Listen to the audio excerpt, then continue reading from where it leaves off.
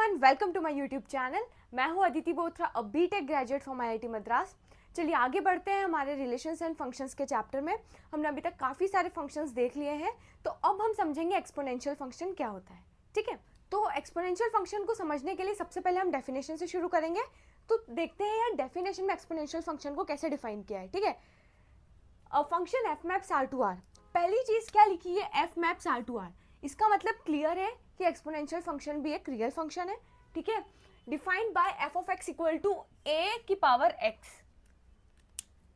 ऐसा फंक्शन जो इस तरीके से लिखा जाए ए की पावर एक्स, ठीक है, उसको बोलेंगे एक्सपोनेंशियल फंक्शन। बट एक कंडीशन है। क्या कंडीशन है?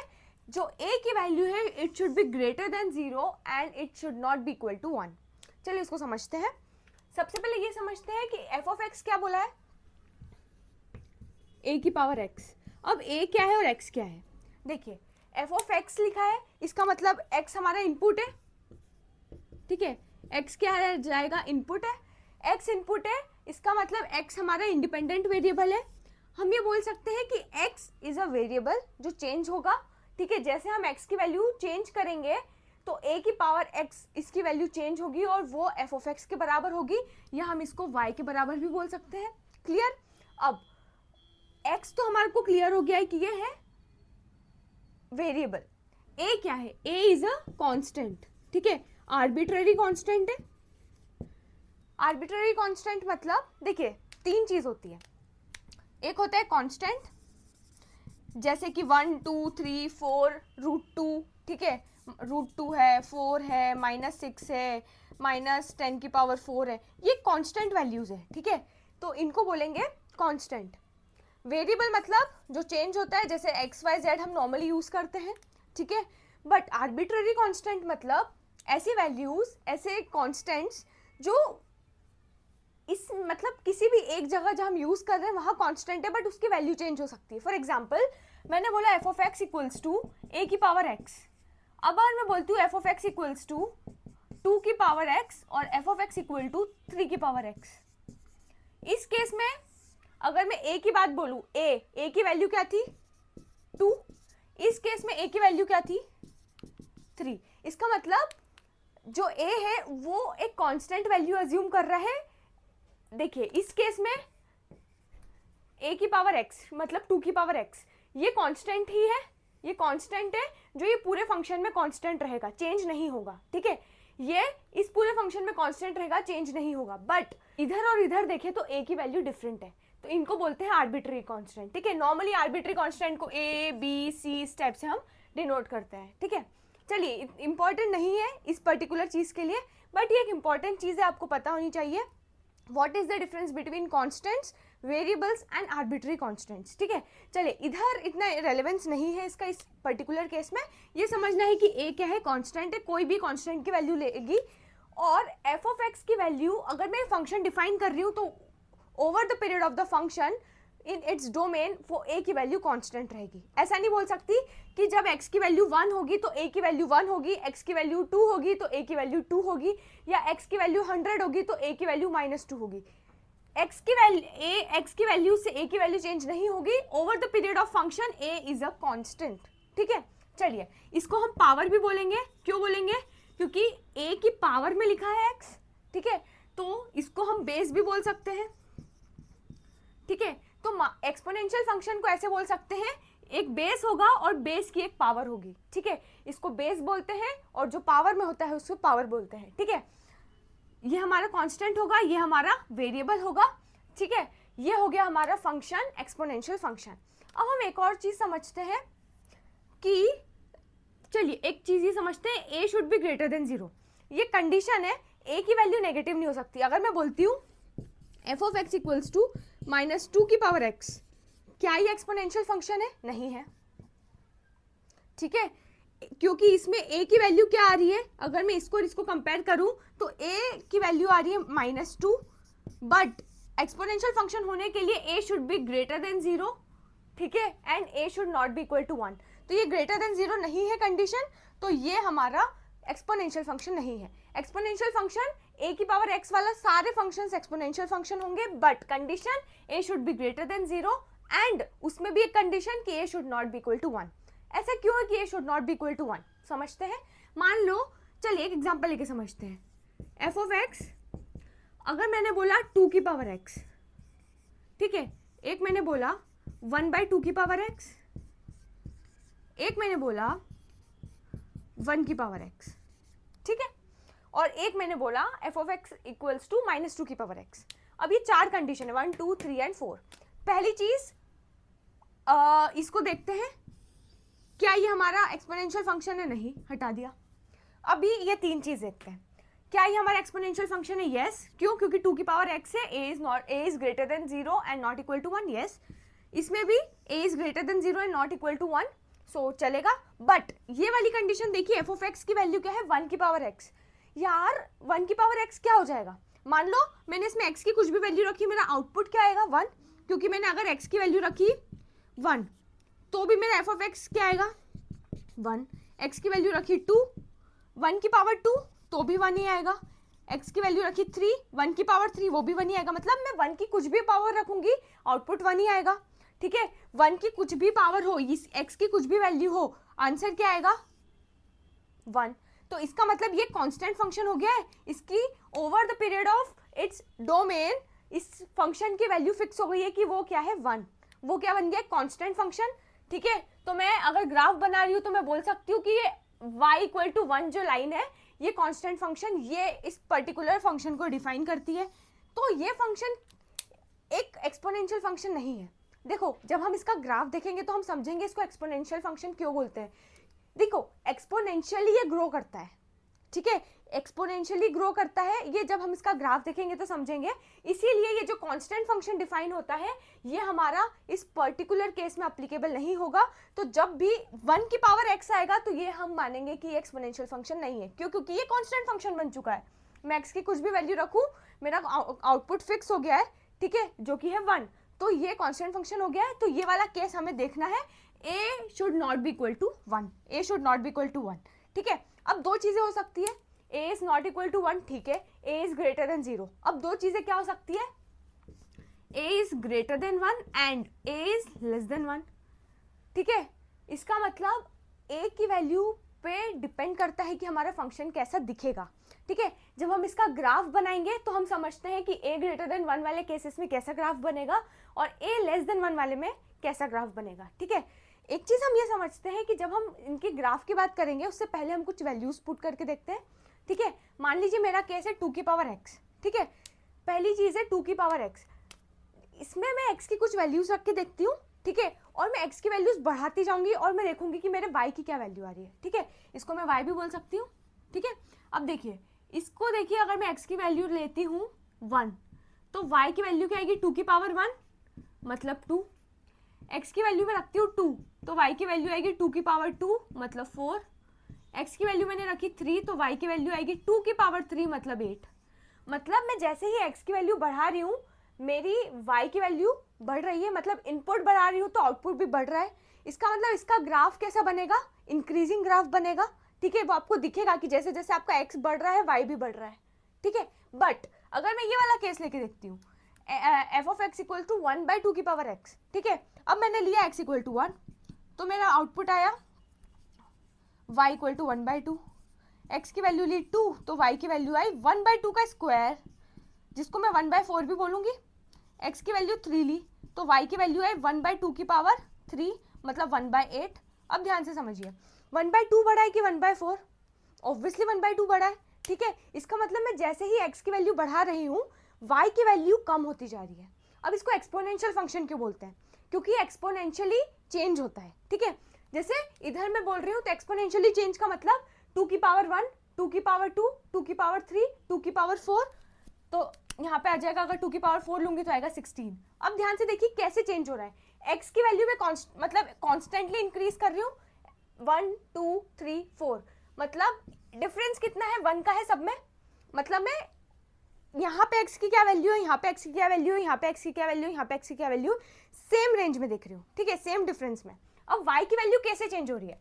2 के बाद आया 4 मतलब 2 का डिफरेंस है, 4 के बाद 8 मतलब 4 का डिफरेंस है, इधर 8 का डिफरेंस है। मतलब यार डिफरेंस बढ़ते जा रहा है। x की वैल्यू में उतनी ही इंक्रीज कर रही हूँ पर y की वैल्यू बहुत ज़्यादा इंक्रीज होती जा रही है। अगर मैं लीनियर फंक्शन की बात करूँ तो उसमें लीनियर तरीके से वैल्यू चेंज होती थी, ठीक है, मतलब बहुत ड्रास्टिकली चेंजेस नहीं होते थे, बट इधर हम देखेंगे बहुत ड्रास्टिकली चेंज हो रहा है, ठीक है। जैसे 1/2 है, फिर 1/4 हो गया, फिर 1/8 हो गया, फिर 1/16 हो गया, तो ये एक्सपोनेंशियली चेंज होता है, इसलिए इनको बोलते हैं एक्सपोनेंशियल फंक्शन। अब ये बात बताइए कि मैं जैसे जैसे x की वैल्यू बढ़ाते जाऊंगी मेरे y की वैल्यू बढ़ती जा रही है, तो अगर मैं x को इन्फिनिटी ले लूंगी मान लो, तो ये वैल्यू बढ़ती जाएगी बढ़ती जाएगी बढ़ती जाएगी, तो x की वैल्यू इन्फिनिटी लूंगी तो y की वैल्यू भी बढ़ते बढ़ते बढ़ते बढ़ते इन्फिनिटी तक चल जाएगी, ठीक है। बट इस केस में अगर मैं x की वैल्यू बढ़ा रही हूँ तो y की वैल्यू कम हो रही है, तो इसका मतलब अगर मैं x की वैल्यू इन्फिनिटी तक लेके चली गई तो y और कम होते जाएगा। देखिए x की वैल्यू 1 है, ऐसे समझिए, मान लीजिए मेरी एक लाइन है, ठीक है, ये लाइन जो है बोर्ड का ये वाला जो एरिया है वो एक लाइन रिप्रेजेंट कर रहा है, जिसमें सबसे नीचे वाला पॉइंट है -इन्फिनिटी, सबसे ऊपर वाला पॉइंट है इन्फिनिटी, और ये वाले पॉइंट को मैं बोलती हूँ 0, ठीक है। अब ध्यान से समझिए, पहली बात, क्या एक्सपोनेंशियल फंक्शन का आउटपुट नेगेटिव हो सकता है? देखिए नहीं हो सकती है, अभी तो आपको देखकर समझ आ रहा है या नहीं, आई हैव नो आइडिया। मान लीजिए मैंने लिखा है 2 की पावर x, अब यार x की वैल्यू में कुछ भी अगर मैं इन्फिनिटी कर दी, x की पावर इन्फिनिटी, और इधर मैंने x की पावर -इन्फिनिटी कर ली, तो इसकी वैल्यू क्या आएगी? 2 की पावर इन्फिनिटी कुछ इन्फिनिटी जैसी आएगी, 2 की पावर -इन्फिनिटी तो मैं इसको 1/2 की पावर इन्फिनिटी बोल सकती हूँ, ठीक है। इसको मैं 1/इन्फिनिटी, इसका मतलब 0, इसका मतलब इन्फिनिटी से -इन्फिनिटी तक सारी वैल्यूज डाल के देख ली, वैल्यू 0 से लेकर इन्फिनिटी तक ही जा रही है, तो इसका मतलब नेगेटिव वैल्यूज तो नहीं आ सकती, ठीक है। अब मान लीजिए मेरा 2 पॉइंट यहाँ पर है, कहाँ है? यहाँ पर 1/2, मान लीजिए मेरा 1/2 पॉइंट यहाँ पर है। अब मैंने x की वैल्यू बढ़ाई, तो x की वैल्यू 2 ली, ठीक है, तो 1/4 आ गई, मतलब यहाँ आ गई वैल्यू, और कम हो गई वैल्यू, 1/4 इधर आ गई, फिर 1/8 आ गई, ठीक है, फिर 1/16 आ गई, फिर 1/32 आ गई, फिर 1/64 आ गई, मतलब बढ़ते जाएगा बढ़ते जाएगा। अगर मैं x की वैल्यू इन्फिनिटी ले लूँ तो वह 0 को तो क्रॉस नहीं कर सकता, तो x की वैल्यू इन्फिनिटी पे हमारा आउटपुट क्या आ जाएगा? 0। कैसे? मान लीजिए मैंने 2 की पावर 1/2 की पावर इन्फिनिटी लिया है, ठीक है। अब देखिए 1/2 की पावर इन्फिनिटी, 1/इन्फिनिटी मतलब 0, ठीक है। तो इसका मतलब कि इस टाइप का केस a की पावर x जहां a की वैल्यू ग्रेटर देन 1 है, इस केसेस में हमारा एक्सपोनेंशियल फंक्शन इन्फिनिटी की तरफ बढ़ते जाएगा, ठीक है, इंक्रीज होते जाएगा, और इस तरीके के फंक्शन में हमारा जब a की वैल्यू लेस देन 1 है, greater than 0 and less than 1, इस केसेस में हमारा फंक्शन एक्सपोनेंशियली डिक्रीज होते जाएगा 0 तक, ठीक है। चलिए अब एक बार ग्राफ बना के देखते हैं, कुछ पॉइंट्स लेके ग्राफ बनाएंगे तो आपको और अच्छे से क्लियर होगा कि ये वैल्यूज कहाँ से कहाँ तक जा रही है। और a की पावर x जहाँ दो केस बन सकते हैं, a greater than 1 and a less than 1, इनका ग्राफ डिफरेंट कैसे बन रहा है, ठीक है। चलिए अब ग्राफ देखते हैं, चलिए अब ग्राफ समझते हैं, ठीक है। दो टाइप के ग्राफ बन सकते हैं, देखिए a की power x when a is greater than 1, दूसरा केस a की power x when a is less than 1, ठीक है। चलिए अब ग्राफ समझते हैं। ऑफ कोर्स एक चीज तो है हमारी, a इज ग्रेटर देन 0, ये तो हमारी कंडीशन है, and a is not equal to 1। चलिए अब समझते हैं a की पावर x। अब हम ग्राफ देखते हैं, तो ग्राफ के लिए हमें पहली रिक्वायरमेंट होती है कि हमें पॉइंट्स निकालने हैं, x, y के कोऑर्डिनेट्स निकालने हैं, मल्टीपल कोऑर्डिनेट्स, और फिर हम उन्हें प्लॉट करेंगे। जब हम उन्हें प्लॉट करेंगे तब हम रियलाइज करेंगे कि उनका ग्राफ किस तरीके से बनता है, ठीक है। चलिए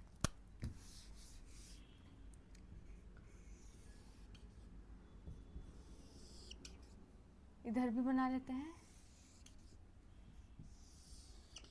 चलिए अब क्वेश्चन आता है, पहले तो हम x और y एक्सिस नाम दे देते हैं। अब ये इन्फिनिटी तक जाएगी, मान लीजिए 1 है, 2 है, 3 है, 4 है, 5 है,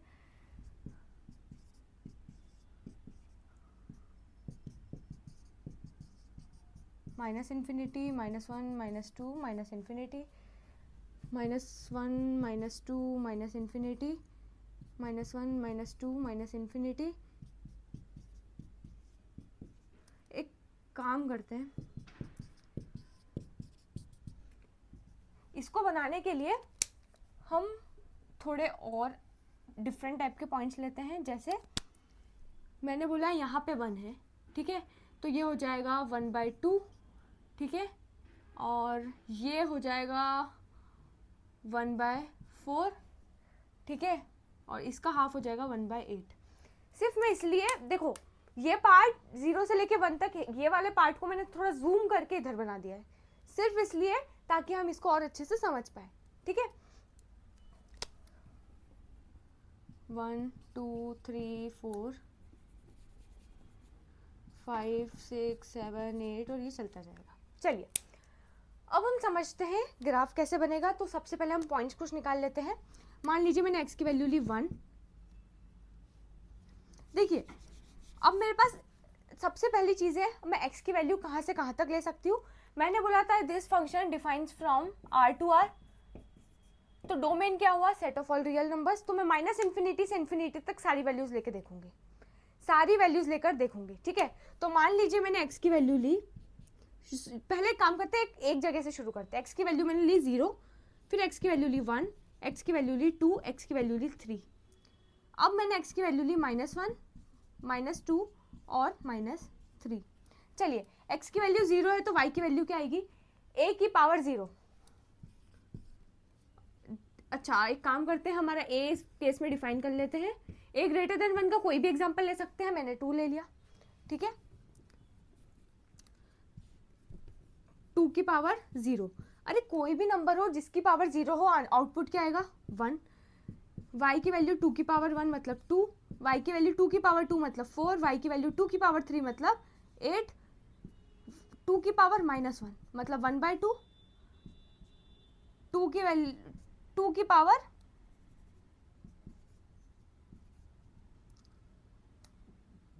-2 मतलब 1/2 की पावर 2, इसका मतलब 1/4।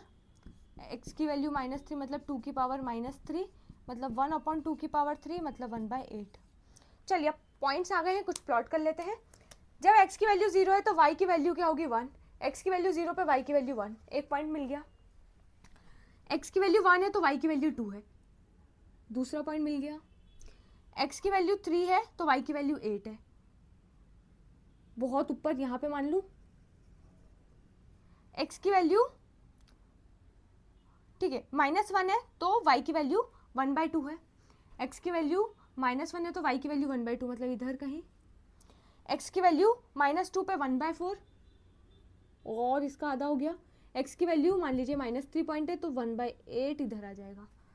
यार तुम ध्यान से देखो, ये इस तरीके से ग्राफ बन रहा है। अगला पॉइंट कहाँ है, ये रहा, और ये चलता जाएगा इसलिए मैंने एक एरो बना दिया। इधर भी ये चलता जाएगा इसलिए एरो बना दिया। अब ध्यान से समझिए, क्या ये फंक्शन कभी 0 की वैल्यू ले सकता है, जब मेरा x की वैल्यू इन्फिनिटी होगी, ठीक है। जब x will tend to infinity, x की वैल्यू जब इन्फिनिटी के आसपास होगी तो मैं बोल सकती हूँ कि 2 की पावर x की वैल्यू इन्फिनिटी के आसपास होगी। और अगर x की वैल्यू -∞ के आसपास जा रही है तो मैं बोल सकती हूँ 2 की पावर -∞ मतलब 1/∞ मतलब 0 के आसपास आएगी। तो इसका मतलब जब x की वैल्यू -∞ हो जाएगी तो वैल्यू 0 आ जाएगी।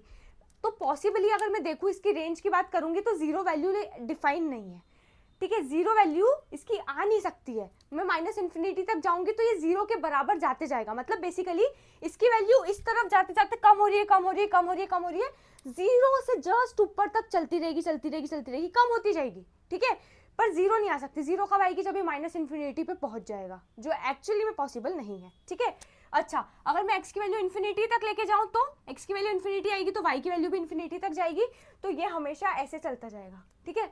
तो बेसिकली इसका ग्राफ इस तरीके से इस तरीके से इस तरीके से बढ़ता जाएगा, ठीक है। अब मैं लेती हूँ इसका एग्जाम्पल ले लेती हूँ 1/2 की पावर x, ठीक है। चलिए अब अगर मैंने x की वैल्यू 1 ली तो y की वैल्यू 1/2, x की वैल्यू 0 भी लेके देख लेते हैं तो y की वैल्यू 1/2 की पावर 0 1, x की वैल्यू 2 तो y की वैल्यू 1/4, x की वैल्यू 3 तो y की वैल्यू 1/8, x की वैल्यू -1 तो y की वैल्यू क्या आएगी 1/2 की पावर -1 मतलब 2, x की वैल्यू -2 आएगी तो y की वैल्यू 1/2 की पावर -2 मतलब 2 की पावर 2 मतलब 4, x की वैल्यू -3 इसका मतलब y की वैल्यू 1/2 की पावर 3 मतलब 2 की पावर -3, 2⁻³ मतलब 8, ठीक है। चलिए ब्लैक से पॉइंट आउट कर देती हूँ, x की वैल्यू 0 पे y की वैल्यू क्या आएगी 1, x की वैल्यू 1 है तो y की वैल्यू 1/2, x की वैल्यू 2 है तो y की वैल्यू 1/4, 3 है तो 1/8, ठीक है। अब x की वैल्यू -1 है तो y की वैल्यू 2, x की वैल्यू -1 है तो y की वैल्यू क्या आएगी 2, मतलब इधर कहीं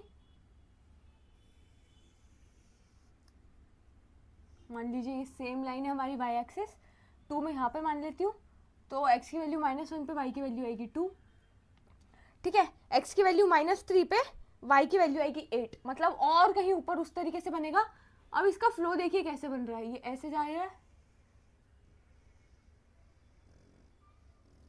अब क्वेश्चन आता है x की वैल्यू जब -∞ की तरफ जाएगी तो y की वैल्यू ∞ तक जाएगी, सेम केस 1/2 की पावर -∞ मतलब 2 की पावर ∞ मतलब ∞। देखिए मैं इक्वल लिख रही हूँ, ये मैथमेटिकली करेक्ट नहीं होता है, ठीक है, बस मैं आपको बता रही हूँ, ठीक है, समझाने के लिए कि उसकी वैल्यू कहाँ से कहाँ तक जा रही है। अगर मैंने x की वैल्यू ली x की वैल्यू ली ∞, तो 1/2 की पावर ∞ मतलब 2 की पावर -∞ मतलब 0, ठीक है। तो x की वैल्यू अगर -∞ है तो y की वैल्यू ∞ होगी, मतलब ये -∞ पे इन्फिनिटी वैल्यू लेगा और इन्फिनिटी पे ये 0 तक आते जाएगा, 0 पे आते जाएगा आते जाएगा आते जाएगा आते जाएगा और ये इस तरीके से बन जाएगा, ठीक है। तो देखिए ध्यान से, इसको एक्सपोनेंशियल फंक्शन क्यों बोला है, क्योंकि ये एक्सपोनेंशियली इंक्रीज हो रहा है, ठीक है। एक्सपोनेंशियली इंक्रीज होना मतलब एक छोटी सी वैल्यू बढ़ाई तो ये वैल्यू चेंज हुई, सेम उतनी ही वैल्यू चेंज की तो यहाँ तक वैल्यू चेंज हो गई, मतलब x में सिर्फ 1 का चेंज किया तो इतनी चेंज है, फिर 1 का चेंज किया तो इतना सारा चेंज है, फिर 1 का चेंज किया तो इससे भी ज़्यादा चेंज है, मतलब ये एक्सपोनेंशियली तरीके से इंक्रीज हो रहा है, एक्सपोनेंशियली तरीके से ग्रो कर रहा है, इसलिए एक्सपोनेंशियल फंक्शन है। ये एक्सपोनेंशियल तरीके से गिर रहा है, ठीक है, मतलब कम हो रहा है। जैसे x की वैल्यू यहाँ से यहाँ तक 1 इंक्रीज हुई तो वैल्यू बहुत ज़्यादा कम हुई, फिर 1 इंक्रीज हुई तो थोड़ी सी कम हुई, फिर 1 इंक्रीज हुई तो थोड़ी कम हुई, फिर कम हुई, फिर कम हुई, फिर कम हुई। मतलब मैं अगर इस तरीके से देखूं, उल्टा देखूं, तो x की वैल्यू में जितनी कम कर रही हूँ उससे ज़्यादा ही वैल्यू बढ़ रही है, इधर x की वैल्यू जितनी बढ़ा रही हूँ उतनी वैल्यू बढ़ रही है, ठीक है। तो इसलिए इन्हें बोलते हैं एक्सपोनेंशियल फंक्शन। अब एक्सपोनेंशियल फंक्शन का डोमेन और रेंज समझते हैं, ठीक है। डोमेन तो आपको समझ में आ रहा है, -∞ से ∞ तक ये चलता ही जाएगा, तो डोमेन हो गया हमारा set of all real numbers. Range की बात करते हैं, y की वैल्यूज देखिए कहाँ से कहाँ तक आ रही है, इधर देखेंगे तो ∞, ठीक है, और इस साइड देखेंगे तो यार ये ∞ तक जाते जाएगा, -∞ तक, तो वैल्यू क्या आएगी 0, मतलब 0 से लेके वैल्यू बढ़ती जा रही है कहाँ तक, ∞ तक। क्या नेगेटिव y एक्सिस में कुछ वैल्यू आएगी, नहीं आएगी, ठीक है, क्योंकि जब ये ∞ भी हो जाएगा -∞ भी हो जाएगा तो ये वैल्यू 0 तक ही टेंड करेगी। तो मैं बोल सकती हूँ ये 0 से लेके ∞ तक सारी वैल्यूज ले रहा है, ∞ ओपन रहेगा क्योंकि ∞ कभी क्लोज नहीं हो सकता, और -∞ पे वैल्यू आएगी 0 की, तो मैं बोल सकती हूँ फंक्शन में 0 वैल्यू एक्चुअल में वो कभी ले नहीं पाएगा, तो 0 से लेके ∞ हमारा हो गया रेंज, ओपन है 0, ठीक है, मतलब 0 एक्चुअली वैल्यू वो कभी ले नहीं पाएगा, जब x की वैल्यू -∞ हो जाएगी तब जाके y की वैल्यू 0 आएगी। तो अगर मैं लॉजिकली देखूं तो ये फंक्शन कभी भी -∞ पे डिफाइन नहीं होगा, तो इस वजह से 0 वैल्यू कभी नहीं आ पाएगी, 0 की तरफ बढ़ती हुई वैल्यू आती, मतलब 0 से जस्ट बड़ी वैल्यू आ सकती है, ठीक है, बट 0 वैल्यू एकदम -∞ पे आएगी, जो एक्चुअली तब फंक्शन डिफाइन नहीं होगा, ठीक है। चलिए अब मैं इसकी बात करती हूँ, तो इसका भी डोमेन क्या हो रहा है, -∞ से ∞ तक जाएगा, हाँ, और इसका रेंज देखते हैं, तो रेंज देखिए y एक्सिस की वैल्यूज देखिए, तो ∞ से लेके ये भी वैल्यू 0 तक जाएगी, तो डोमेन और रेंज दोनों ही केस में सेम आएगा। तो मैं बोल सकती हूँ एक्सपोनेंशियल फंक्शन का डोमेन होता है set of all real numbers, और रेंज होगा 0 से लेके ∞ एक्सक्लूडिंग 0, ठीक है। तो ये हो गया हमारा डोमेन और range, irrespective of a is greater than 1 और a इज लेस देन 1, हमारा डोमेन और रेंज इसी तरीके से होगा, सेम डोमेन और रेंज होगा, ठीक है, बट फंक्शन अलग से डिफाइन होगा, ठीक है। अगर a की वैल्यू ग्रेटर देन 1 है तो इंक्रीजिंग दिखेगा, a की वैल्यू लेस देन 1 है तो थोड़ा डिक्रीजिंग दिखेगा, ठीक है। चलिए, आई होप आपको एक्सपोनेंशियल फंक्शन बहुत ही अच्छे से क्लियर हो गया होगा। देखिए, अब हम समझेंगे लॉगरिथमिक फंक्शन। लॉगरिथमिक फंक्शन में ऐसे बोल सकते हो यार, कोई सी भी, चाहे जेई मेंस लो, जेई एडवांस लो, क्लास 11th लो या क्लास 12th के बोर्ड्स लो, कोई भी एग्जामिनेशन लो, ये इंपॉर्टेंट टॉपिक है। लॉगरिथमिक फंक्शन एक बहुत इंपॉर्टेंट कॉन्सेप्ट है जो कहीं ना कहीं किसी ना किसी चीज़ में यूजफुल है, ठीक है। अगर मैं क्लास 12th में जाऊंगी तो मेरे को समझ में आएगा कि जब मैं फंक्शंस देख रही हूँ, मैं इंटीग्रेशन देख रही हूँ, डिफरेंशिएशन देख रही हूँ, वहाँ पे भी लॉग यूज़ हो रहा है, ठीक है, लॉगरिथमिक फंक्शन यूज़ हो रहा है। या फिर मैं जेई एडवांस में कोई भी क्वेश्चन देखूंगी तो लॉगरिथमिक फंक्शन का सिंपल, सिर्फ लॉगरिथमिक फंक्शन का कोई क्वेश्चन नहीं आता, ठीक है, बहुत कम चांस है कि आता है। मोस्टली क्या होता है कि बहुत डिफरेंट टाइप के कॉन्सेप्चुअल क्वेश्चंस होते हैं जो दूसरे टॉपिक से होते हैं और उसमें वो लॉगरिथमिक फंक्शन कहीं ना कहीं इन्वॉल्व हो जाता है, ठीक है। इसका मतलब लॉगरिथमिक फंक्शन एक बेसिक टॉपिक है जो आपको बहुत सारे डिफरेंट टॉपिक्स में भी हेल्प करेगा, ठीक है। तो ये फंक्शन ऐसा है कि ये फंक्शन आपको बहुत अच्छे से समझ में आना चाहिए कि ये फंक्शन का क्या मतलब है, क्या रिलेवेंस है, इसको कैसे डिफाइन करते हैं, इसकी वैल्यूज कहाँ से कहाँ तक जा सकती है, ग्राफ किस तरीके से बनता है, क्योंकि इसका डोमेन क्या है, रेंज क्या है, ये सब चीज़ें बहुत इंपॉर्टेंट है, ठीक है। ये हमें बहुत अच्छे से समझनी है।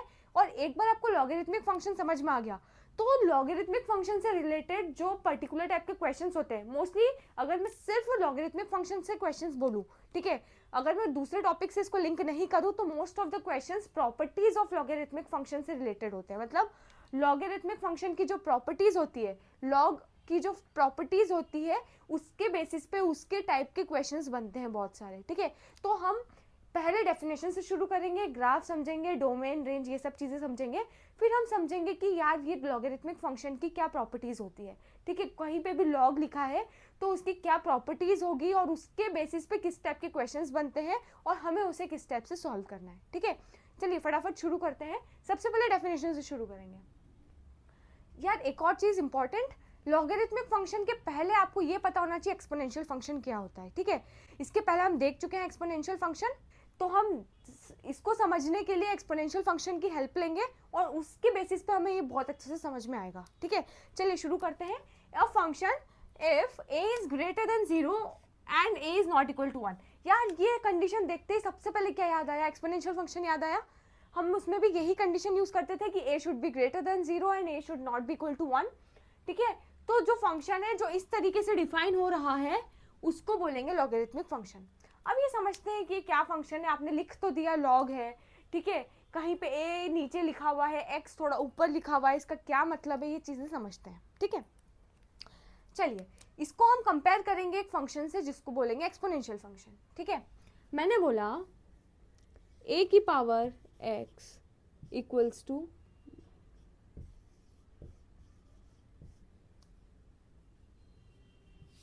f of x equals to a की पावर x, ठीक है। इसको मैं y भी बोल सकती हूँ। अगर मेरी इच्छा हुई तो मैं ऐसा भी बोल सकती हूँ f of y equal to a की पावर y, और इसको मैंने x के बराबर बोल दिया। इस केस में हमारा इंडिपेंडेंट वेरिएबल हो गया y और डिपेंडेंट वेरिएबल हो गया x। इसका मतलब मैं बेसिकली क्या कर रही हूँ, मैंने सिर्फ लिखने का तरीका चेंज कर दिया। मतलब मैंने सिर्फ x को y लिख दिया है और y को x लिख दिया है। Does it make any difference? नहीं। मेरा फंक्शन में इधर इनपुट x था तो आउटपुट ये आ रहा था a की पावर x, अभी इनपुट y है तो आउटपुट आएगा a की पावर y, ठीक है। इस केस में मान लीजिए मैं डिफाइन करती हूँ आउटपुट को x से और इनपुट को y से, तो ये इस तरीके का फंक्शन बन गया x इक्वल टू a की पावर y। इसको मैं f ऑफ y भी बोल सकती हूँ, ठीक है। अब मैं लॉगरिथमिक फंक्शन की बात करती हूँ। लॉगरिथमिक फंक्शन को मैंने बोला है f of x equals to log, देखिए लॉग के आगे लिखा है मैंने x और नीचे लिखा है a। अब दोनों को ध्यान से समझते हैं, ठीक है। इसमें a जो होता था इसको मैं क्या बोलती थी, बेस, और जो ये ऊपर होता था उसको मैं बोलती थी पावर। क्लियर है बात? अब इधर मैं बोलूंगी ये जो a है इसको मैं बोलूंगी बेस। क्या मैं इधर भी इसको पावर बोलूंगी? नहीं, x पावर नहीं है, ठीक है। चलिए एक काम करते हैं, हम एक दूसरे एग्जाम्पल से समझते हैं। मान लीजिए मैंने बोला log a to the base, मैंने बोला log b to the base a c की फॉर एग्जाम्पल, तो मैं ये भी बोल सकती हूँ a की power c equals to b। अब ध्यान से समझिए, इसमें समझते हैं हमारे पास क्या क्या चीज़ें होती है, ठीक है। इसको हम क्या बोलते हैं, a की पावर c लिखा है तो ए हो गया हमारा बेस, सी को हम क्या बोलेंगे, पावर। बात समझ में आई? ये बेस है, बेस की ये पावर है, तो ए की पावर सी की जो वैल्यू होगी वो बी है। इसी को मैं अगर इस तरीके से लिखूं तो मैं ए को बोलूंगी बेस, ठीक है, सी मेरा है पावर। अब आप बोलोगे यार पावर क्यों बोल रहे हो, आपने तो इक्वल टू के ऊपर लिखा है। पावर तो वो होता है जिसकी पावर में कुछ होता है, मतलब बेस की पावर में कुछ होगा तो जो पावर में होगा, बेस की जो भी पावर होगी उसे हम पावर बोलते हैं, ठीक है। अभी आप क्या बोलना चाह रहे हो, इसका मतलब ये है कि अगर मैं कहीं लिख रही हूँ ए की power c equals to b, इसी चीज को मैं ये भी लिख सकती हूँ log b to the base a equal to c. मतलब ये दोनों चीजें सेम है। क्या बोल रही हूँ, ये दोनों चीजें सेम है। मतलब 2 की पावर 3 इक्वल्स टू 8 लिखा, या मैं ऐसा लिखूं log of 8 to the base 2 equals to 3। दोनों बात सेम है। इसका मतलब ऐसे समझिए, इसमें जो बेस है और इसमें जो बेस है वो सेम है, इसका बेस और इसका बेस सेम है। देखिए बेसिकली लॉग फंक्शन को समझने के लिए हम एक्सपोनेंशियल फंक्शन की हेल्प लेंगे। एक्सपोनेंशियल फंक्शन को लॉगरिथमिक टर्म्स में लिखा जा सकता है, या मैं बोल सकती हूँ लॉगरिथमिक फंक्शन को एक्सपोनेंशियल टर्म्स में लिखा जा सकता है, ठीक है। तो अब मैं ये समझती हूँ कि एक्सपोनेंशियल फंक्शन को लॉगरिथमिक टर्म्स में कैसे लिखना है। जो 2 है, जो बेस है वो इसका भी बेस होगा, ठीक है। जो इसकी पावर है वो इसका आंसर होगा, और जो इसका आंसर है वो इसके लॉग की वैल्यू आएगी, मतलब लॉग के अंदर जाएगा। लॉग का इनपुट है, ठीक है, लॉग का इनपुट है 8, ठीक है। तो मैं इसको ऐसे भी बोल सकती हूँ 2 की क्या पावर करूँ कि 8 आ जाए। इसको बोलने का तरीका क्या होगा, 2 की पावर में 3 करूंगी तो क्या आएगा, आंसर है 8। इसमें मैं बोलूंगी 2 की मैं क्या पावर करूँ कि 8 आ जाए, आंसर आएगा 3। बात समझ में? ये भी पावर डिनोट कर रहा है, ये भी पावर डिनोट कर रहा है 3, दोनों 3 पावर डिनोट कर रहे हैं। एक इसको लिखा ही इस तरीके से है कि 2 की 3 में अगर पावर कर रही हूं तो आंसर क्या आ रहा है 8। इधर में किस तरीके से लिखा है, 2 की मैं क्या पावर करूं कि 8 आ जाए, 2 की मैं क्या पावर करूं कि 8 आ जाए, तो आंसर आएगा 3, ठीक है। अगर मैं लिखती हूं log of 16 to the base 2, क्या होगा, मतलब मैं 2 की क्या पावर करूं 16 आ जाए। 2 की पावर 1 2, 2 की पावर 2 4, 2 की पावर 3 8, 2 की पावर 4 आता है 16, तो आंसर आ गया 4। 2 की मैं क्या पावर करूँ कि 16 आ जाए, तो आंसर है 4, ठीक है। अगर मैं बोलती हूँ log 9 टू द बेस 3, 3 की मैं क्या पावर करूँ कि 9 आ जाए, तो आंसर आएगा 2। 3 की पावर में 2 करूँगी तो 9 आ जाएगा, ठीक है। बात समझ में आ रही है? log ऑफ मान लीजिए मैंने लिखा 10 और यहाँ लिखा 1000, मतलब 10 की क्या पावर करूँ कि 1000 आ जाए, 3। बात समझ में आ रही है? अब इन्हीं चीजों को मैं एक्सपोनेंशियल में कैसे लिख सकती थी, इसको मैं लिख सकती थी 2 की सॉरी बेस तो हमारा सेम होगा, जो इसका बेस है वो भी इसका ही बेस होगा। 3 की पावर 2 करूंगी तो आएगा 9, इधर मैं लिखूंगी 2 की पावर 4 करूंगी तो आएगा 16, ठीक है। इधर मैं लिखूंगी 10 की पावर में 3 करूंगी तो आएगा 1000। बात समझ में आ गई? तो एक्सपोनेंशियल फंक्शन और लॉगरिथमिक फंक्शन बेसिकली एक ही चीजों को डिनोट कर रहे हैं, बस लिखने का तरीका अलग है, ठीक है। एक में हम पावर लिख दे रहे हैं और बोल रहे हैं कि यार इसकी ये पावर करेंगे तो क्या आंसर आएगा, दूसरे में हम ये बोल दे रहे हैं कि इसकी मैं क्या पावर करूं तो आंसर मेरा ये आएगा, ठीक है। मतलब मैं इसकी क्या पावर करूं तो मैं पावर इज द आंसर, ठीक है। इसमें हमारा पावर दिया होगा, ठीक है, हम पावर करेंगे और हम आंसर निकालेंगे, ठीक है। तो ये तरीका है समझने का कि लॉग फंक्शन और एक्सपोनेंशियल फंक्शन में क्या रिलेशन है, ठीक है। ध्यान से समझिए, अगर आपको कभी कंफ्यूजन हो जाए, ठीक है, लॉगरिथमिक समझ नहीं आए, तो आपको इसको इस तरीके से लिख देना है, क्योंकि एक्सपोनेंशियल फंक्शन समझने में काफ़ी इजी है, ठीक है। कुछ टाइम बाद जब आपको प्रैक्टिस हो जाएगी, आप फैमिलियर हो जाएंगे लॉगरिथमिक फंक्शन से, तो आपको बार बार इसको एक्सपोनेंशियल फंक्शन में लिखने की जरूरत नहीं पड़ेगी, आप इसको देख के समझ जाएंगे इसका क्या मतलब है, ठीक है। बट अभी आपको समझने में अगर कंफ्यूजन हो रहा है तो आप एक काम कीजिएगा, इसको एक्सपोनेंशियल फंक्शन में लिखिएगा, फिर समझने की कोशिश कीजिएगा ये क्या डिनोट कर रहा है। कैसे लिखेंगे, बेस लॉग और एक्सपोनेंशियल का सेम होगा, इसको अगर एक्सपोनेंशियल में लिखना है तो इसका बेस 10 है तो हमारे एक्सपोनेंशियल का भी 10 होगा, जो इक्वल में लिखा है वो हमारी पावर होगी तो 3, और जो लॉग का इनपुट है वो हमारा आउटपुट हो जाएगा 1000। क्लियर है? इसको इस तरीके से लिख दिया, इसको देते तो इस तरीके से लिख सकती थी मैं, ठीक है। चलिए अब एक और चीज, ये चीज़ आपको समझ में आई? अब मान लीजिए मैं बोलती हूँ, मैंने एक कंडीशन लिखी थी कि a should not be equal to 1, ठीक है, ए की वैल्यू 1 नहीं होनी चाहिए। देखिए क्यों नहीं होनी चाहिए, इसमें भी ए की वैल्यू 1 क्यों नहीं होनी चाहिए? अगर मैंने लिखा लॉग, मान लीजिए मैंने लिखा 4 to the base 1 equals to, अब ध्यान से समझिए, मैं 1 की क्या पावर करूँ कि 4 आ जाए? अरे ये कैसा क्वेश्चन कर रहे हो यार, 1 की कुछ भी पावर करूंगी तो 1 ही आएगा। क्या कहीं पे भी कभी भी ऐसा हो सकता है कि 1 की मैं कुछ पावर करूँ और 4 आ जाए? पॉसिबल ही नहीं है। आई कांट डिफाइन इट, क्योंकि 1 की मैं क्या पावर करूँ कि 4 आ जाए? यार कुछ भी पावर कर लूँ 4 कभी आ ही नहीं सकता।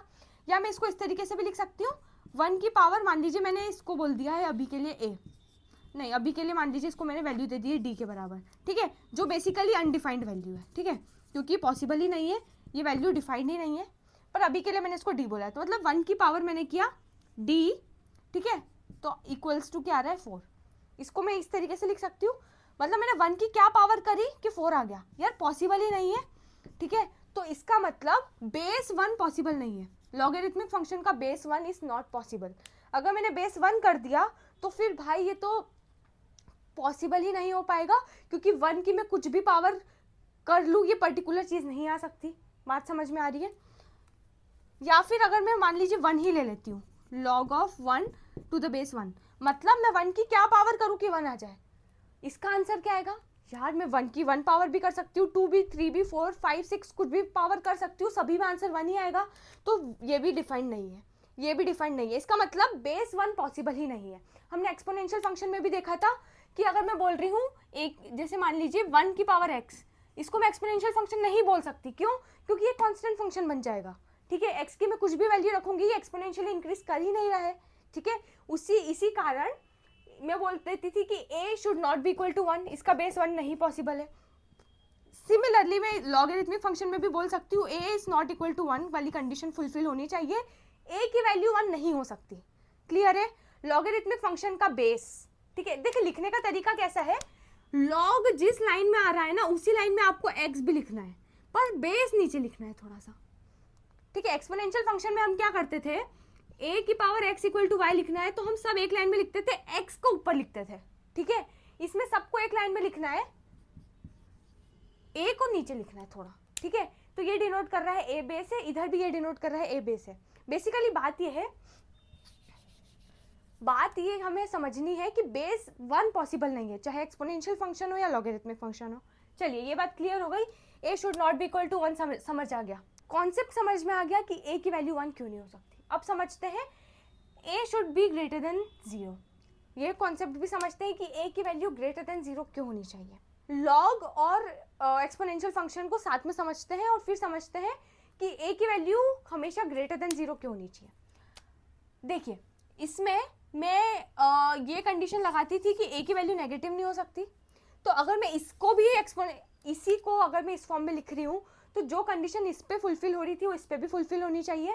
a की वैल्यू अगर नेगेटिव हो गई, ठीक है, a की वैल्यू अगर ग्रेटर देन 0 नहीं है तो ये एक्सपोनेंशियल फंक्शन डिफाइंड नहीं है। अगर एक्सपोनेंशियल फंक्शन डिफाइंड नहीं है तो मैं बोल सकती हूँ लॉगरिथमिक फंक्शन भी डिफाइंड नहीं है, ठीक है।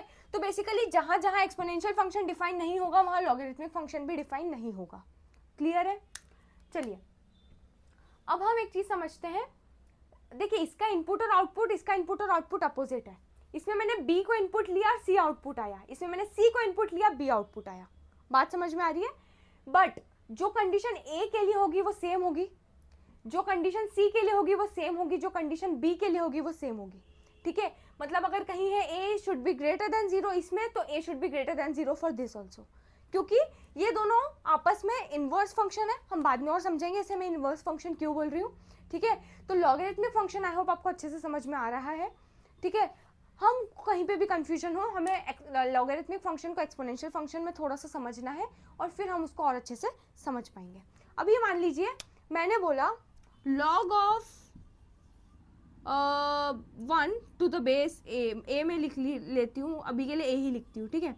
मतलब log 1 टू द बेस है, अगर मैं इनपुट 1 दे रही हूँ, ठीक है, मैंने x की वैल्यू क्या लिखा 1, x की वैल्यू मैंने ली 1, a की क्या पावर करूँ कि 1 आ जाए? यार कोई भी नंबर है, मैं उसकी क्या पावर करूँ कि आंसर 1 आए? 0। अगर मैं किसी की भी एक्सपोनेंट 0 रखती हूँ तो आउटपुट क्या आता है 1. फॉर एग्जाम्पल 2 की पावर 0 आप बोलोगे 1, 100 की पावर 0 आप बोलोगे 1. इसका मतलब अगर मुझे आउटपुट चाहिए 1, ए की क्या पावर करूँ कि 1 आ जाए तो आंसर क्या आएगा 0. तो log 1 बेस कुछ भी हो ऑब्वियसली डिफाइन होना चाहिए a should be greater than 0 and a should not be 1.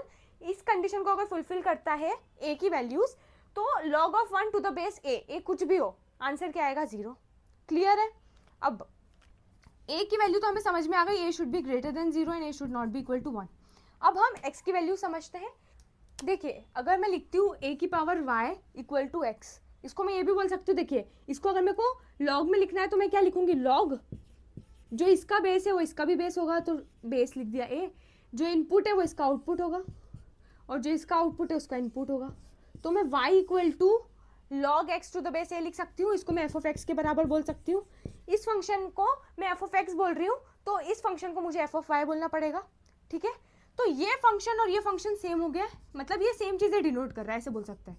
Function same नहीं हो रहा है पर ये सेम चीज़ें डिनोट कर रहा है. A power y equal to x जो डिनोट कर रहा है वो सेम चीज़ ये भी डिनोट कर रहा है कि log x to the base a is equals to y. ठीक है. अब ध्यान से समझिए, हमने एक चीज़ क्या समझ ली, log of 1 to the base a should be 0, चाहे ए की कुछ भी वैल्यू हो.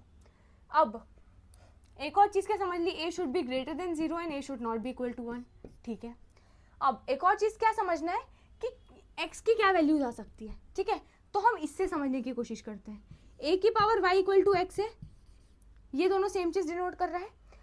a की power y equal to x, इस चीज़ में हम क्या बोलते थे x की क्या क्या वैल्यूज आ सकती है, मतलब इस फंक्शन की रेंज क्या होती थी, x की क्या क्या वैल्यूज आ सकती है. इसका मतलब इस फंक्शन की रेंज होती थी 0 से लेके इन्फिनिटी.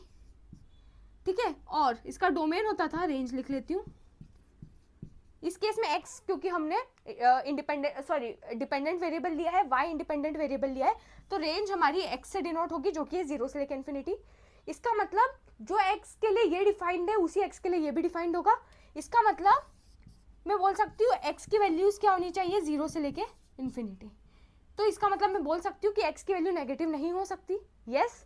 इसीलिए मैंने यहाँ पे लिखा है x should be greater than 0. Clear है. ये बोलूँ कि या ये बोलूँ दोनों सेम चीज़ें हैं. अब देखिए डेफिनेशन में क्या चीज़ है जो आपको समझ में नहीं आई. ए की वैल्यू ग्रेटर देन 0 होनी चाहिए, समझ में आ गई. क्यों होनी चाहिए भी समझ में आ गया. ए की वैल्यू 1 क्यों नहीं होनी चाहिए, समझ में आ गया. फंक्शन को इस तरीके से डिफाइन करेंगे, इसको हमने एक्सपोनेंशियल में देख लिया है. इसी को सेम चीज़ हम ये भी लिख सकते हैं, ए की power y equal to x. X की वैल्यू ग्रेटर देन 0 क्यों होना चाहिए, क्योंकि ये और ये इसका जो रेंज होगा उसी तरीके से डिफाइन होगा. ठीक है. हम सिर्फ समझने की कोशिश कर रहे हैं. ठीक है. This is not the only proof कि मैं बोलूँ कि एक्स की वैल्यू ग्रेटर देन 0 क्यों नहीं हो सकती. ठीक है. हम उसको लॉजिकली समझें तो भी हम समझ पाएंगे, या हम इसको सेम एक्सपोनेंशियल फंक्शन से भी समझ सकते हैं. तो मैंने इस केस में एक्सपोनेंशियल फंक्शन से समझने की कोशिश की है कि एक्स की वैल्यू लेस देन 0 क्यों नहीं हो सकती.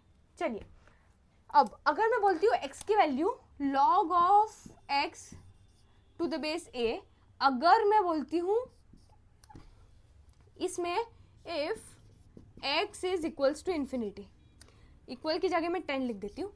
अगर x की वैल्यू इन्फिनिटी की तरफ जा रही है, मतलब x की वैल्यू अगर इन्फिनिटी है तो y की क्या वैल्यू होगी. ध्यान से समझिए. अगर x की वैल्यू इन्फिनिटी है, इससे समझते हैं, x की वैल्यू इन्फिनिटी है तो y की क्या वैल्यू होगी अनडिफाइंड. इसकी वैल्यू इन्फिनिटी है तो y की क्या वैल्यू होगी अनडिफाइंड. तो मैं बोलती हूँ कि x टेंड टू इन्फिनिटी में, ठीक है, अगर x की वैल्यू इन्फिनिटी होगी तो हमारे इस फंक्शन की, मतलब ये फंक्शन की वैल्यू अनडिफाइंड हो जाएगी. ठीक है. और लॉग की वैल्यू, अगर x की वैल्यू नेगेटिव होती है तो भी हमारा फंक्शन अनडिफाइंड हो जाएगा. ठीक है. तो हमारा y अनडिफाइंड हो गया. अगर इनपुट नेगेटिव है तो भी अनडिफाइंड है, अगर इनपुट इन्फिनिटी की तरफ जा रहा है तो भी अनडिफाइंड है. ठीक है. चलिए नेक्स्ट चीज हम ये बोल सकते हैं log a to the base a. ये क्या होगा, a की क्या पावर करूँ कि a आ जाए, ऑब्वियसली 1. a की पावर 1 करूँगी तभी a आएगा. ठीक है. तो ये है कुछ प्रॉपर्टीज जो लॉगरिथमिक फंक्शन की है. हम और बहुत सारी प्रॉपर्टीज देखेंगे, but this are some of the properties कि log x to the base a is not defined in the range x less than 0. ठीक है. अगर x की वैल्यू लेस देन 0 है तो डिफाइंड नहीं है। अगर x की वैल्यू 0 है, मान लीजिए x की वैल्यू 0 है, x की वैल्यू 0 रख के देखते हैं a की क्या पावर करना है कि आंसर 0 है। y की वैल्यू कुछ माइनस इन्फिनिटी की तरफ टेंड करेगी, ठीक है। तो इसका मतलब जब x की वैल्यू 0 होगी तो y की value tend to minus infinity होगी। तो मैं इसको भी बोल सकती हूँ, ठीक है, कुछ माइनस इन्फिनिटी की तरफ वैल्यू जाएगी। तो ये सब चीज़ें आपको समझ में आनी चाहिए। इनपुट इन्फिनिटी नहीं हो सकता, इनपुट 0 नहीं हो सकता, ठीक है। Input should be greater than 0 and base should be greater than 0 and base should not be equal to 1। log a to the base a will be 1, log 1 to the base a will be 0, चाहे a की कुछ भी value हो, ठीक है। अब हम इसका ग्राफ समझते हैं। ग्राफ भी हम दो तरीके से समझेंगे, a if a is greater than 1 and if a is less than 1, ठीक है। चलिए समझते हैं ग्राफ। चलिए अब समझते हैं। पहले केस लेते हैं a is greater than 1, दूसरा केस लेंगे a is less than 1, ठीक है। हम फंक्शन, इस फंक्शन का ग्राफ बनाएंगे log x to the base a। अब आप a की कुछ भी वैल्यू ले सकते हैं, ठीक है। मान लीजिए इस केस में मैंने a की वैल्यू ली है 2, ठीक है। ये x एक्सिस हो गई, ये y एक्सिस, सिमिलरली ये y एक्सिस हो गई और ये x एक्सिस। अब हम कुछ पॉइंट्स ले लेते हैं, उसके बाद प्लॉट करेंगे, ठीक है। अब मान लेते हैं, देखिए यार, इसके लॉग को समझने के लिए हम एक्सपोनेंशियल फंक्शन की हेल्प ले लेते हैं। तो हम जो भी इनपुट लेंगे उसका आउटपुट समझते जाएंगे, ठीक है। मान लीजिए मैंने लिखा, देखिए हमें जो रेलेवेंट पॉइंट्स लगेंगे हम उन्हीं पॉइंट्स की वैल्यू निकालते हैं। हर पॉइंट की वैल्यू हम देख कर निकालने ज़रूरी नहीं है, ठीक है। मान लीजिए अगर आपको बोला है कि log 4 to the base 2, तो आप बोल सकते हैं 2 की क्या पावर करूँ कि आंसर आ जाए 2। पर अगर आपको बोल दिया log 3 to the base 2, 2 की क्या पावर करूँ कि आंसर आएगा 3, तो ये कुछ पॉइंट में वैल्यू आएगी जो आप डायरेक्टली देख के नहीं बोल सकते, ठीक है। आप अंतर्यामी तो हो नहीं कि आप देख के बोल दोगे कि log 3 to the base 2 क्या होता है, नहीं बोल सकते, ठीक है। तो कुछ कुछ चीज़ें आप डायरेक्टली देख कर नहीं बोल सकते हो, इट इज़ ओके। जो चीज़ आप देख के बोल सकते हो हम उसी टाइप के पॉइंट्स लेंगे ताकि हम इजीली उन्हें प्लॉट कर पाए, ठीक है। चलिए मान लीजिए मैंने लिया, सबसे पहले x की क्या वैल्यू आ सकती है, ग्रेटर देन 0, तो मैं x लेस देन 0 वाली वैल्यूज लूँगी ही नहीं। x ग्रेटर देन 0 तो 0 भी नहीं ले सकती, ठीक है। x की वैल्यू मैंने ली 1, ठीक है, x की वैल्यू 1 ली, x की वैल्यू, चलिए अब y की वैल्यू निकालते हैं। इसको मैं ऐसे भी बोल सकती हूँ a की power y equal to x। ये फंक्शन बोलूँ या ये फंक्शन बोलूँ, सेम चीज़ है, ठीक है। अब x की वैल्यू 1 है, मैंने a की वैल्यू क्या ली है, हमने इस केस में a की वैल्यू ली है 2, तो 2 की power y equal to x। अब ध्यान से समझिए, x की वैल्यू मैंने ली है 1, 2 की क्या पावर करूँ कि आंसर आ जाए 1, 0, ठीक है। 2 की क्या पावर करूँ कि आंसर आ जाए, मान लीजिए मैंने x की वैल्यू ली है 2, तो 2 की क्या पावर करूँ 1, ठीक है। मान लीजिए मैंने x की वैल्यू ली है 4, तो 2 की क्या पावर करूँ की वैल्यू आ जाए 2, वैल्यू आ जाए 4, 2, ठीक है। x की क्या पावर करूँ, मान लीजिए मैंने ली 16, x की क्या पावर करूँ कि आंसर आ जाए 16, क्या वैल्यू लूँ 3, नहीं सॉरी 4, ठीक है। अगर मैंने बोला x की वैल्यू 8 तो y की वैल्यू आ जाएगी 3, ठीक है। इधर से मैं पॉइंट्स निकाल रही हूँ, इधर डाल रही हूँ, एक ही बात है, इधर से निकालूँ उधर से निकालूँ कोई डिफरेंस नहीं आएगा, पॉइंट्स आ गए कुछ हमारे, ठीक है। अब मान लीजिए मैंने बोला कि y की वैल्यू इन्फिनिटी पे, x की वैल्यू भी इन्फिनिटी कुछ आएगी, ठीक है। बस मैंने सोच लिया है ताकि मैं प्लॉट कर पाऊँ प्रॉपरली, ठीक है। अब देखिए x की वैल्यू 1 है, चलिए मैं कुछ पॉइंट्स प्लॉट करती हूँ। y 6 तक ही आया ना, थोड़ा 7 8 तक ले लेते हैं, 1 2 3 4 5। अब ध्यान से समझिए, x की वैल्यू 1 है तो y की वैल्यू 0 है, x की वैल्यू 1 है तो y की वैल्यू 0, एक पॉइंट मिल गया। x की वैल्यू 2 है तो y की वैल्यू 1 है,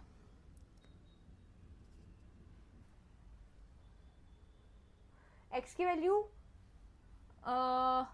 4 है तो y की वैल्यू 2 है, x की वैल्यू 4 है तो y की वैल्यू 2 है, x की वैल्यू 3 है तो y की वैल्यू, x की 8 है तो y की वैल्यू 3 है, ठीक है। चलिए कुछ तो मुझे समझ में आ रहा है। और इन्फिनिटी पे वैल्यू क्या आ जाएगी, इन्फिनिटी, ठीक है। इसको थोड़ा प्रॉपरली बना लेते हैं, चलिए चलती जाएगी वैल्यूज। अब थोड़ी नेगेटिव वैल्यूज भी ले लेते हैं। अगर मैं y की कुछ नेगेटिव वैल्यू लेती हूँ, देखिए हमेशा फंक्शन के लिए हमें x का इनपुट लेना है और y का आउटपुट देखना है हमेशा, ठीक है। तो मैं ये नहीं बोल सकती कि y की क्या वैल्यू लूँ कि x की ये वैल्यू आ जाए, पहले मुझे मेक श्योर करना पड़ेगा वो डोमेन और रेंज में आ रहा है। मैं इसको देख के समझ लेती हूँ, ठीक है। x की वैल्यू मैंने क्या रखूँ, ऐसे समझिए कि मैंने बोला 1/2, 2 की क्या पावर करूँ कि आ जाए आंसर 1/2, तो -1। तो मैं ऐसा बोल सकती हूँ कि जब मैं इधर लिखती हूँ थोड़ा, x की वैल्यू मैंने रखी -1, सॉरी y, x की वैल्यू रखी 1/2, तो y की वैल्यू है -1, x की वैल्यू आएगी 1/4, y की वैल्यू आएगी -2, x की वैल्यू आएगी 1/8, y की वैल्यू आएगी -3, ठीक है। चलिए x की वैल्यू 1/2 तो y की वैल्यू -1,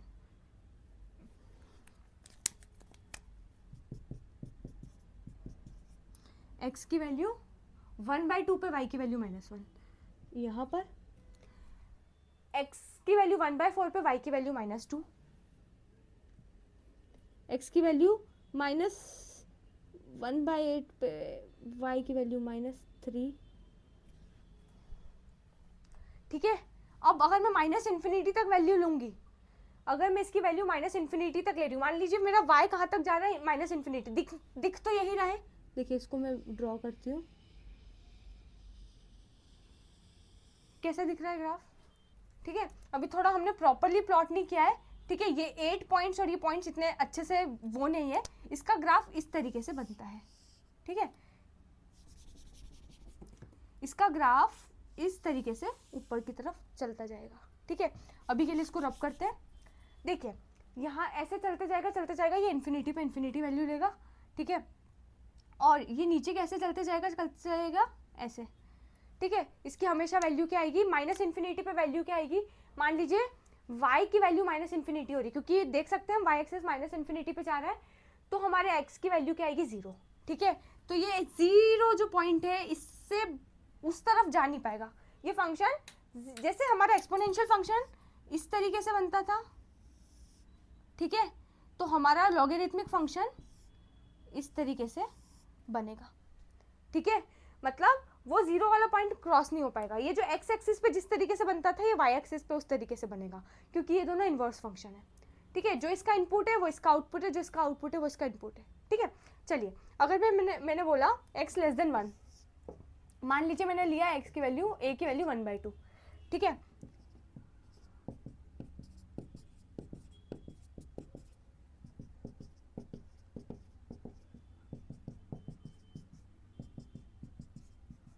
चलिए अगर मैंने x की वैल्यू ली 1, तो y की वैल्यू क्या आएगी 0, ठीक है। x की वैल्यू 1 पे y की वैल्यू 0, x की वैल्यू 1/2 पे y की वैल्यू, ये फंक्शन होगा 1/2 की power x equal to y, ठीक है। इसको ये फंक्शन मैं ऐसे भी लिख सकती हूँ, लॉग वाले फंक्शन को, ठीक है। log x to the base 1/2 equals to y को मैं इस तरीके से भी लिख सकती हूँ। तो x की वैल्यू मैंने अगर 1 रखी तो y की वैल्यू आएगी 0, x की वैल्यू 1/2 पे y की वैल्यू आएगी 1, x की वैल्यू 1/4 पे y की वैल्यू आएगी 2, ठीक है। चलिए पॉइंट प्लॉट करते हैं। x की वैल्यू 1 पे y की वैल्यू 0, x की वैल्यू 1/2 पे y की वैल्यू 1, ठीक है। x की वैल्यू 1/4 पे y की वैल्यू 2, 1/8, ऐसा मतलब बेसिकली ये इस तरीके से बनेगा। अब इधर कैसे जाएगा, यहाँ से देखते हैं। x की वैल्यू ली 2, तो y की वैल्यू आएगी -1, x की वैल्यू 4 पे y की वैल्यू आएगी -2, ठीक है। तो x की वैल्यू 2 पर y की वैल्यू आएगी -1, x की वैल्यू 4 पे y की वैल्यू आएगी -2, ठीक है। तो इस तरीके से ये ग्राफ प्लॉट होगा। ये वैल्यू जैसे ही y की वैल्यू इन्फिनिटी तक जाती जाएगी, x की वैल्यू 0 होगी तो y की वैल्यू इन्फिनिटी तक जाती जाएगी, ठीक है। तो x की वैल्यू 0 डिफाइन नहीं है, क्योंकि ये इन्फिनिटी पे पहुंच जाएगा और इधर इन्फिनिटी वैल्यू पे इन्फिनिटी वैल्यू आ जाएगी, ठीक है। इधर इन्फिनिटी पे इन्फिनिटी आएगी और माइनस इन्फिनिटी, जब मतलब x की वैल्यू 0 होगी, 10 to 0 होगी, तो y की वैल्यू -∞ होगी। तो ये हो गया हमारा ग्राफ। अब हम देख लेते हैं डोमेन और रेंज, ठीक है। अगर मैं बात करती हूँ डोमेन की, तो यार दोनों को देख के समझ लो कहाँ से कहाँ तक डिफाइंड है। हमने पहले ही बोल दिया कि x should be greater than 0, x should be greater than 0, तो मैं बोल सकती हूँ डोमेन हो गया इसका 0 से लेकर इन्फिनिटी तक। और मैं अगर रेंज की बात करती हूँ तो क्या वैल्यूज ये ले सकता है? देखो रेंज के लिए मुझे वाई एक्सिस देखनी है, इधर इन्फिनिटी तक जा रहा है, इधर माइनस इन्फिनिटी तक जा रहा है, मतलब वाई एक्सिस में इन्फिनिटी से माइनस इन्फिनिटी सारी वैल्यूज है। इधर भी देख सकते हैं माइनस इन्फिनिटी तक जा रहा है, इधर देख रहे हैं तो इन्फिनिटी तक जा रहा है। तो set of all real numbers क्या हो गया? रेंज हो गया। तो चाहे ए की वैल्यू ग्रेटर देन 1 हो या ए की वैल्यू लेस देन 1 हो, हमारा लॉगरिथमिक फंक्शन का डोमेन होगा 0 से 1, और सॉरी लॉगरिथमिक फंक्शन का डोमेन होगा 0 से इन्फिनिटी, और रेंज होगा set of all real numbers, just inverse of exponential function. हमारे एक्सपोनेंशियल फंक्शन का डोमेन होता था जो इसका रेंज है, ये हमारा डोमेन होता था set of all real numbers, और जो इसका डोमेन है वो एक्सपोनेंशियल फंक्शन का रेंज होता था जो कि है 0 से लेके इन्फिनिटी। तो मैं ये बोल सकती हूँ जब मैं इसका इनपुट दे रही हूँ वो इसका आउटपुट आएगा, और जो इसका आउटपुट आएगा वो इसका इनपुट आएगा। मतलब log of x to the base a equals to y या a की power y equal to x, ये दोनों आपस में सेम टू सेम चीजें डिनोट कर रहे हैं। तो मैं बोल सकती हूँ कि लॉगरिथमिक फंक्शन और इनवर्स फंक्शन, जब इसका इनपुट आएगा वो इसका आउटपुट आएगा, जो इसका आउटपुट आएगा वो इसका इनपुट आएगा। ये दोनों इनवर्स फंक्शन है, ठीक है। इनवर्स फंक्शन हम पहले समझ चुके हैं, इसी चैप्टर के कुछ लेक्चर्स पहले हमने इनवर्स फंक्शन समझा था। तो लॉगरिथमिक फंक्शन और एक्सपोनेंशियल फंक्शन आपस में क्या है? इनवर्स फंक्शन, ठीक है। डोमेन रेंज आई होप आपको अच्छे से क्लियर हो गई है। अब हम समझते हैं कुछ प्रॉपर्टीज, ठीक है। लॉगरिथमिक फंक्शन की कुछ प्रॉपर्टीज देखेंगे, और ये प्रॉपर्टीज बहुत इंपॉर्टेंट है क्योंकि so many questions are there which are related to it, ठीक है। बहुत सारे ऐसे क्वेश्चंस आपको मिलेंगे जो कहीं ना कहीं लॉगरिथमिक प्रॉपर्टीज यूज करेंगे, ठीक है। बहुत सारे, अगर मैं बोल रही हूँ सोलली लॉगरिथमिक फंक्शन से क्वेश्चन आता है जो दूसरे किसी टॉपिक से इंटीग्रेटेड नहीं है, तो 90% 99% चांस है कि वो प्रॉपर्टीज ऑफ लॉगरिथमिक फंक्शन से ही रिलेटेड होगा, ठीक है। अगर वो इंटीग्रेटेड भी है एक दूसरे टॉपिक से तो भी बहुत चांस होते हैं कि वो प्रॉपर्टीज ऑफ लॉगरिथमिक फंक्शन को यूज कर रहा है, ठीक है। तो हम समझते हैं लॉगरिथमिक फंक्शंस की प्रॉपर्टीज, ये बहुत ही इंपॉर्टेंट कॉन्सेप्ट है। चलिए अब हम समझते हैं प्रॉपर्टीज ऑफ लॉगरिथमिक फंक्शन, ठीक है। बहुत इंपॉर्टेंट है, जैसे मैं पहले भी बता चुकी हूँ। ऐसा टॉपिक है जो बहुत सारी जगह आपको यूज़ में आएगा, और ये टॉपिक अगर आपको अच्छे से समझ में आ गया है, लॉगरिथमिक फंक्शन और properties of logarithmic function clear है, तो बहुत सारे कॉम्प्लिकेटेड क्वेश्चन भी बहुत आसानी से आप सॉल्व कर पाएंगे, ठीक है। तो बस इसको ध्यान से समझना है, ठीक है। मैं अभी बहुत सारे प्रॉपर्टीज के सबके डेरिवेशन नहीं करा रही हूँ, ठीक है। मैं आपको बताऊंगी कि कौन कौन सी प्रॉपर्टीज हैं। बहुत सारी चीज़ें, 2-3 प्रॉपर्टीज हम पहले भी देख चुके हैं विद डेरिवेशन, ठीक है। अभी जो कुछ कुछ प्रॉपर्टीज है मैं सबका डेरिवेशन नहीं कराऊंगी, मैं भी कोई डिफरेंट वीडियो लेक्चर बना दूंगी मैं डेरिवेशन का, ठीक है। अभी मैं आपको सारी प्रॉपर्टीज बता देती हूँ। पहली एक प्रॉपर्टी तो क्या थी जो हमने पहले पढ़ चुके हैं, log a to the base a, इसको हम क्या बोलेंगे? 1, मतलब ए की क्या पावर करूं कि ए आ जाए? 1, ठीक है। दूसरी चीज log 1, चाहे कुछ भी बेस हो, ए की क्या पावर करूं कि आंसर 1 आ जाए? 0। ये 2 प्रॉपर्टीज तो आई होप आपको अच्छे से क्लियर हो गई है, ठीक है। अब देखिए कुछ प्रॉपर्टीज है, जैसे मैंने बोला log a log b to the base a, अब मैं बोल रही हूँ पावर n। ध्यान से समझिए किसकी पावर n, कंफ्यूज नहीं होना है, ये b की पावर n है। 2 चीजें हो सकती है, log b to the base a, इसकी power n is different, log b to the base n, और b की पावर n, ध्यान से समझिए किसकी पावर है, इसको मैं ये भी बोल सकती हूँ b की पावर क्या है? n, ठीक है। तो जो हमारा इनपुट है, ठीक है, log b, इसको बोलते कैसे? लॉगरिथमिक फंक्शन को क्लियर हुआ है, log b to the base a, log a to the base a, log 1 to the base a, ठीक है। log b to the base a, log b की power n to the base a, ठीक है। b की power है n, तो मैं n को मल्टीप्लीकेशन में ला सकती हूँ और लिख सकती हूँ log b to the base a, इसको मैं n into log b to the base a। बात समझ में आ रही है? मतलब अगर b की पावर n है, b की कुछ भी पावर है, उसको मैं log के मल्टीप्लीकेशन में लिख सकती हूँ, ठीक है। n log b to the base a, log b power n to the base a को मैं क्या लिख सकती हूँ? n into log b to the base a, ठीक है।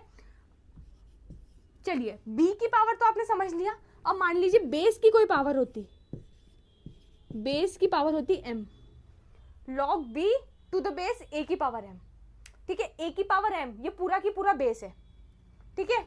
मतलब जो बेस है हमारा a, उसकी क्या है? पावर m, बेस की पावर है m, तो मैं इसको डिवाइड में लिखना होगा, ठीक है। अगर देखिए दो हमारे पास इंटीजर्स होंगे, दो कॉन्स्टेंट्स होंगे, दो वेरिएबल्स होंगे, कुछ भी दो नंबर्स होंगे, ठीक है, एक बी और एक ए। बी हमारा इनपुट बोल देते हैं अभी के लिए, हम बोलने के लिए, ए को हम बेस बोल देते हैं, ठीक है। अगर मैं बोल रही हूँ log b to the base a, तो इसको मैंने मान लीजिए इसकी अगर कुछ पावर हुई तो वो पावर हट के मल्टीप्लीकेशन में चली जाएगी लॉग के, अगर ए की कुछ पावर हुई तो वो हट के डिवीजन में चली जाएगी, ठीक है। तो m की मैंने a की पावर m हटा दिया तो क्या हो गया 1/m। क्लियर है? इन दोनों को कंबाइन कर दे तो ये और ये सेकेंड और थर्ड और फोर्थ वाले को कंबाइन कर दे तो मैं ये बोल सकती हूँ log b की पावर n a की पावर m, इसको मैं n/m log b to the base a बोल सकती हूँ। देखिए b की कोई पावर होगी तो वो मल्टीप्लीकेशन में n में चल जाएगी, मल्टीप्लीकेशन में चली जाएगी। बेस की कोई पावर होगी तो वो डिवीजन में चली जाएगी। दोनों की पावर होगी तो ये मल्टीप्लीकेशन में जाएगी, ये डिवीजन में। तो आपको ध्यान रखना है जो ऊपर वाला है उसका मल्टीप्लीकेशन में जाएगा, जो नीचे वाला है उसका डिवीजन में जाएगा, ठीक है। बेसिकली जो ऊपर वाला है वो न्यूमरेटर में मल्टीप्लाई होगा और जो नीचे वाला है वो डिनोमिनेटर में मल्टीप्लाई होगा, ऐसे बोल सकते हैं। आपको जैसे समझना हो वैसे समझ लीजिए। इन दोनों को कंबाइन करा तो ये प्रॉपर्टी बन गई, ठीक है। और क्या प्रॉपर्टी हो सकती है? एक इंपॉर्टेंट प्रॉपर्टी है log x y to the base a. X y क्या है? X into y. X y का मतलब क्या है? X and y are in multiplication, ठीक है। एक्स इंटू वाई है तो इसको मैं बोल सकती हूँ, देखिए बेस क्या है? ए है, तो दोनों में मुझे बेस ए ही रखना है। log x plus log y बोल सकती हूँ मैं टू द बेस ए। अच्छा, एक और इम्पॉर्टेंट प्रॉपर्टी है, ठीक है, उसको मैं स्टार प्रॉपर्टी बोल देती हूँ, ठीक है। प्रॉपर्टी नहीं है, इसको मैं प्रॉपर्टी तो नहीं बोल सकती, स्टार पॉइंट बोल देती हूँ। वो क्या है कि अगर कहीं पे आपको log लिखा है log 2 और बेस लिखा ही नहीं है तो आपको लगेगा कि यार ये तो गलत लिख दिया इनने, तो मतलब सही फॉर्मेट ही नहीं रखा। लॉगरिथमिक फंक्शन बिना बेस के डिफाइन हो सकता है? नहीं, कभी भी लॉगरिथमिक फंक्शन बिना बेस के डिफाइन नहीं हो सकता, ठीक है। तो अगर बेस नहीं दिया है तो क्या ये गलत है? नहीं, ये भी गलत नहीं है। हाउ इट इज पॉसिबल कि वो गलत भी नहीं और बेस के साथ, बेस के बिना भी डिफाइन नहीं हो सकता?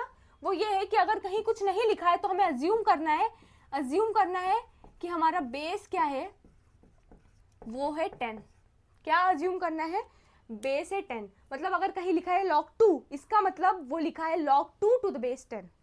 इसका मतलब मैं क्या हो गया? log 2 to the base 10। Clear है?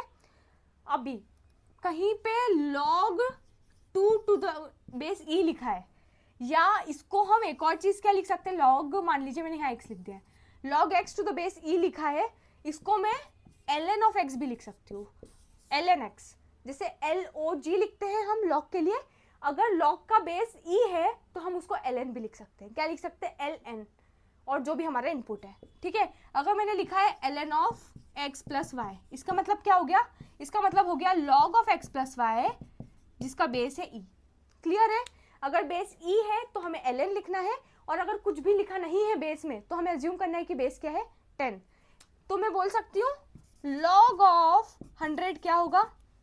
log ऑफ 100 लिखा है, बेस कुछ नहीं लिखा है, मतलब मुझे अज्यूम करना है बेस क्या है? 10। अगर मैंने अज्यूम किया बेस है 10 तो 10 की क्या पावर करूँ कि 100 आ जाए तो आंसर आएगा 2।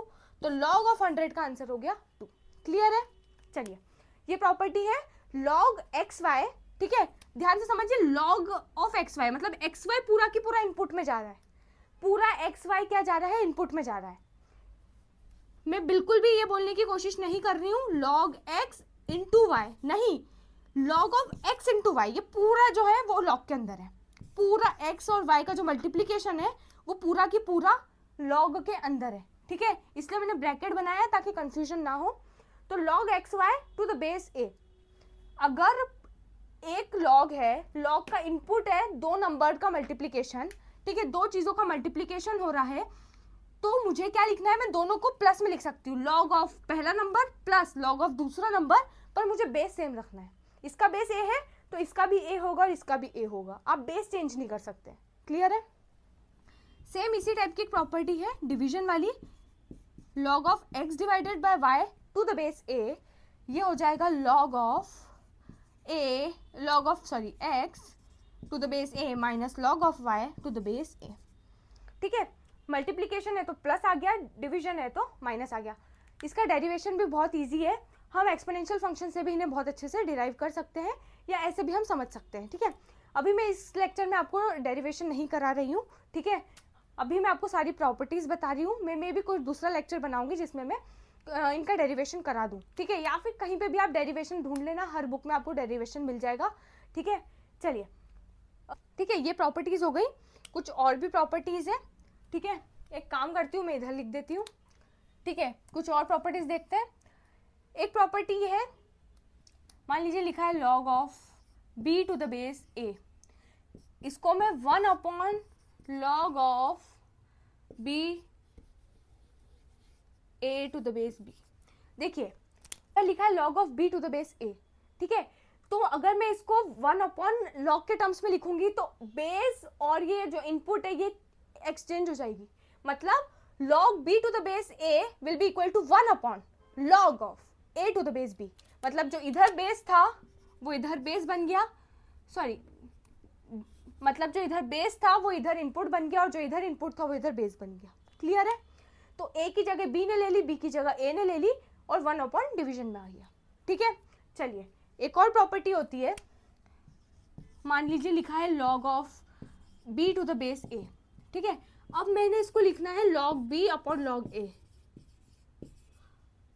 इसमें आप कुछ भी बेस कर सकते हैं। देखिए log b to the base a है, इसको मैं ऐसा भी लिख सकती हूँ log b divided by log a to the base n, मतलब log b to the base n divided by log a to the base n। ठीक है, n कुछ भी हो सकता है। ऑफ कोर्स बेस की प्रॉपर्टीज जो भी होती है कि बेस की प्रॉपर्टी क्या होती है, a should be greater than 1 and a should not be equal to 1, वो ये कंडीशन को फुलफिल करना चाहिए n को, अदरवाइज n की कोई भी वैल्यू आ सकती है। क्लियर है? ये भी एक इंपॉर्टेंट प्रॉपर्टी हो गई। और एक लास्ट प्रॉपर्टी और देख लेते हैं। मान लीजिए कहीं लिखा है log of a b to the base a, मतलब इधर और इधर दोनों तरफ देखिए a की पावर, मतलब ये एक्सपोनेंशियल फंक्शन और लॉगरिथमिक फंक्शन का मिक्सचर हो गया है। a की पूरे की पावर क्या है, ये पूरी पावर है log b to the base a। a की क्या पावर है, log b to the base a। a की पावर है log b to the base a, मतलब ये पूरी की पूरी पावर है, a की ये पूरी पावर है। इसका बेस क्या है, a। एक्सपोनेंशियल फंक्शन जो है इसमें उसका बेस है a, और इसमें जो लॉगरिथमिक फंक्शन है उसका भी बेस है a। ठीक है, दोनों का अगर सेम बेस है तो इसकी वैल्यू आ जाएगी b। ठीक है, इसका डेरिवेशन भी बहुत इजी है। ठीक है, आप कहीं पे भी डेरिवेशन देख लीजिएगा। ठीक है, तो ये हो गया हमारी इंपॉर्टेंट 10 प्रॉपर्टीज। अब कुछ एग्जांपल देख लेते हैं इनके, ताकि आपको बहुत अच्छे से क्लियर हो जाए। log a to the base a will be equal to 1। कभी भी मान लीजिए मैंने लिखा log of 4 to the base 4, मतलब 4 की क्या पावर करूँ कि 4 आ जाए। अगर बेस और ये दोनों ही सेम है तो आंसर आएगा 1।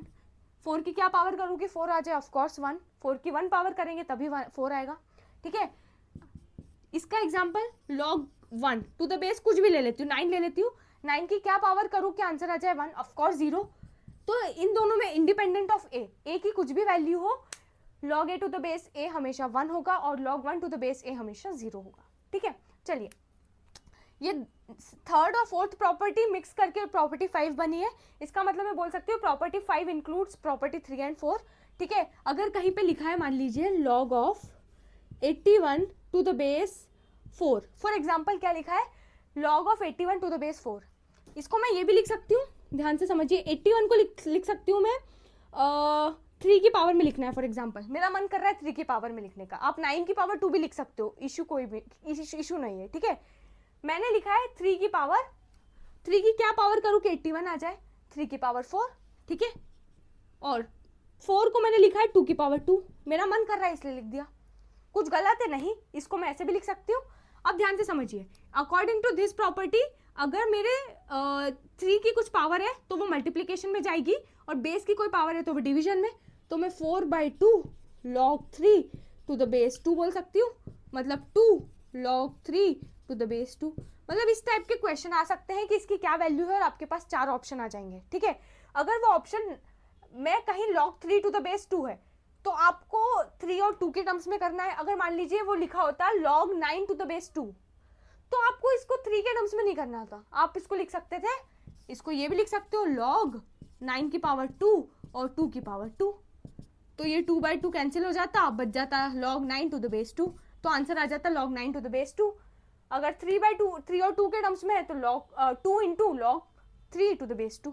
तो ऑप्शंस पे डिपेंड करता है कि आपको किस तरीके से इसे सॉल्व करना है। ठीक है, ठीक है, चलिए नेक्स्ट। हाँ, ये वाली प्रॉपर्टीज जो है ना, यहाँ पे बहुत सारे बच्चे कंफ्यूज हो जाते हैं।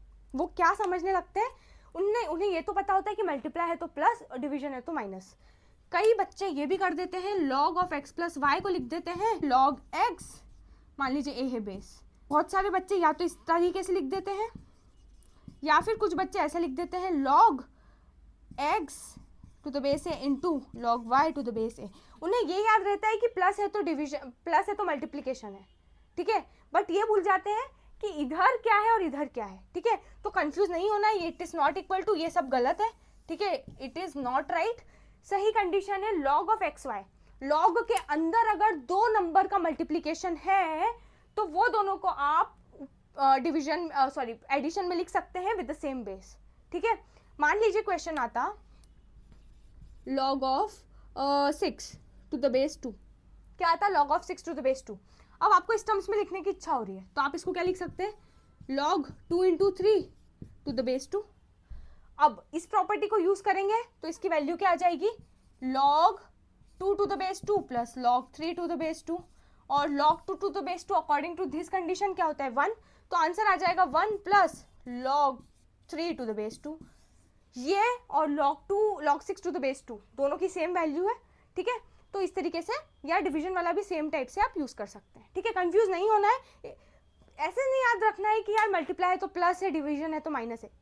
चीजों को समझो कि लॉग के अंदर अगर मल्टीप्लिकेशन है तो आप बाद में दोनों को अलग अलग एडिशन में डाल सकते हैं, लॉग के अंदर डिवीजन है तो आप दोनों को अलग अलग सब्ट्रैक्शन में डाल सकते हैं। ठीक है, चलिए ये भी क्लियर है। अगर कहीं पे लिखा है log 2 टू द बेस 3 तो इसको मैं लिख सकती हूँ 1/log 3 to the base 2। Basically 2 की जगह 3 और 3 की जगह 2 कर देना है। चलिए, अगर कहीं पे लिखा है मान लीजिए कहीं लिखा है log ऑफ, कहाँ पर ये वाली टाइप की प्रॉपर्टी कहाँ यूज में आती है ये समझिए, 9th वाली। कहीं पे लिखा है log of 10 to the base 2, क्या लिखा है log of 10 to the base 2। अब मुझे इसको लिखना है, मान लीजिए मेरे को वैल्यू पता है log ऑफ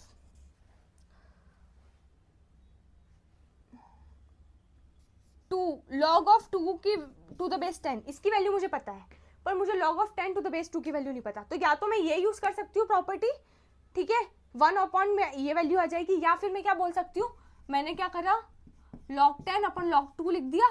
अब मैं बेस कुछ भी लगा सकती हूँ दोनों में। ठीक है, तो मैंने बेस लगा दिया 10, क्या लगा दिया बेस 10, तो ये वैल्यू हो गई 1, ये वैल्यू हो गई log 2 टू द बेस 10। तो बेसिकली आप इस टाइप की प्रॉपर्टी भी कहीं ना कहीं यूज कर सकते हो। ठीक है, नेक्स्ट है 10th property log b to the base a। अरे ये रह गया, a की power log b to the base a। ठीक है, मतलब कहीं पे लिखा है 3 की पावर में log of 2 to the base 3, तो इसकी वैल्यू क्या हो जाएगी 2। ठीक है, आई होप आपको ये सारी प्रॉपर्टीज अच्छे से क्लियर है। आप इनके बहुत सारे क्वेश्चंस कीजिएगा, आप क्वेश्चंस करेंगे तो ये प्रॉपर्टीज आपको अच्छे से कहाँ कैसे यूज करनी है समझ में आएगा। ठीक है, क्योंकि यार देखिए ऑप्शन आपके पास होगा, आपके पास क्वेश्चन होगा, पर आपको इनमें से कौन सी प्रॉपर्टी यूज करनी है वो आपको ही सोचना पड़ेगा। ठीक है, कैसे सोचोगे, प्रैक्टिस के थ्रू। ठीक है, आपको एक चीज हमेशा ध्यान रखनी है, चाहे जेई मेंस हो चाहे जेई एडवांस हो, अगर कोई क्वेश्चन में कहीं ना कहीं आपको ये चीजें आ रही है, ऑप्शंस देखना है। ठीक है, अगर आपको ऑप्शंस क्लियरली दिख रहा है कि वो कहीं ना कहीं किस दो नंबर से रिलेटेड है, मतलब ये वाली उसमें जो ए है और जो बी है इनकी वैल्यू क्या आ रही है, ऑप्शंस में अगर इनकी वैल्यू क्या आ रही है वो देखना है, उस हिसाब से आपको मैनिपुलेशन करना है इनकी प्रॉपर्टीज में कि आपको कौन सी प्रॉपर्टीज लगानी है। ठीक है, कौन सी प्रॉपर्टीज लगानी है वो आपको देखना है। देखिए मान लीजिए आपके क्वेश्चन में लिखा है log of 27 to the base 100। ठीक है, बट आपके ऑप्शंस में हर जगह लिखा है log of 3 to the base 10, तो आपको इसको 3 की कुछ पावर में लिखना है और इसको 10 की कुछ पावर में लिखना है। ठीक है, तभी जाके आप इसके फॉर्म में आ पाओगे। ठीक है, अगर आप मान लीजिए आपके ऑप्शंस में होता है log 3 टू द बेस 100, तो आपको 100 को कुछ नहीं करना है, आपको सिर्फ 27 को 3 की कुछ पावर में लिखना है। ठीक है, तो बेसिकली ये भी सही है, वो भी सही है, वो भी सही है, सब चीज़ें सही है, बट आपको क्या यूज़ करना है वो डिपेंड करता है कि आपका ऑप्शंस क्या है या आपका नीड क्या है, आपकी रिक्वायरमेंट क्या है, ठीक है। आपको अगर किसी पर्टिकुलर लॉ की वैल्यू पता है, ठीक है, तो आप उस तरीके से यूज़ कर सकते हैं कि यार इस लॉ की वैल्यू पता है तो मैं ऐसा कुछ करता हूँ कि ये वैल्यू आ जाए, ठीक है। तो ये सब चीज़ें आप देख सकते हो, ठीक है। आई होप आपको प्रॉपर्टीज अच्छे से समझ में आ गई है। बहुत सारे क्वेश्चन सॉल्व कीजिए, जैसे ही आप बहुत सारे क्वेश्चन सॉल्व करेंगे आपको अपने आप समझ में आते जाएगा कि कौन सी प्रॉपर्टी कब यूज़ करनी है, ठीक है। तो आई होप आपको लॉगरिथमिक फंक्शन अच्छे से समझ में आ गया है। हमने लॉगरिथमिक फंक्शन का डोमेन, रेंज, डेफिनेशन, ग्राफ, ठीक है, प्रॉपर्टीज, ये सारी चीज़ें समझी है। बहुत ही इंपॉर्टेंट फंक्शन है, आपको थोरोली सारे कॉन्सेप्ट समझ में आने चाहिए, ठीक है। आई होप आपको एक्सपोनेंशियल फंक्शन, लॉगरिथमिक फंक्शन अच्छे से क्लियर हो गया है।